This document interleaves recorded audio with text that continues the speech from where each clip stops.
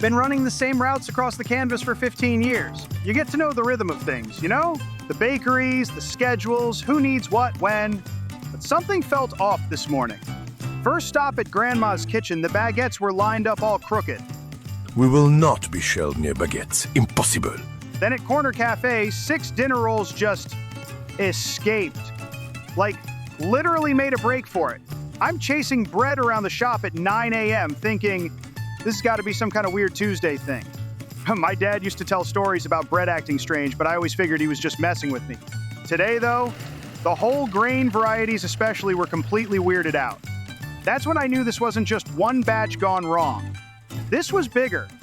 Way bigger. The morning began like any other. Routine bakery inspection at précisément 8:32. But the sourdough. It seemed to sulk when criticized. Most unusual. I immediately suspected contamination. Perhaps seasonal affective disorder. The implications for Custard Cove's breakfast routines could be catastrophic. I documented everything with scientific precision. Defensive posturing, territorial aggression, hyperactive enthusiasm in the croissants. By afternoon, my hypothesis was forming. Seasonal emotional resonance, triggered by Tuesday's yeast batch. But I must be sure. The corner bakery was to be my next stop. Sacré bleu.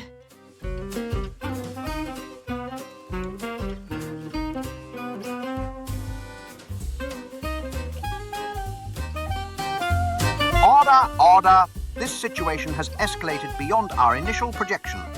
I've completed the yeast supplier investigation, cloud break organic provisions. All Peach has been experimenting with emotional nutrition. The Tuesday batch developed advanced emotional intelligence.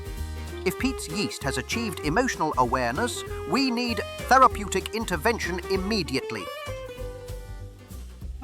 Well, I was right.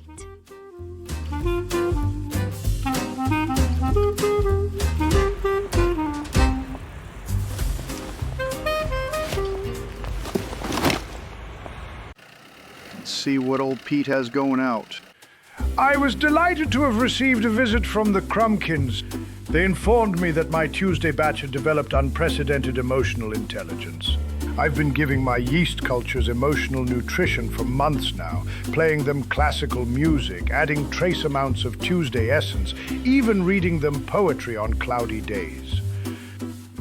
When that little fellow Whisk told me the bread had started having feelings, well, I nearly wept with joy. He understood immediately, asked if I could replicate the process with an added touch of stabilization. Of course I could! The Tuesday batch wasn't a mistake. It was a breakthrough waiting to happen. Now we can give every loaf in Custard Cove the gift of emotional awareness, if that's what they choose.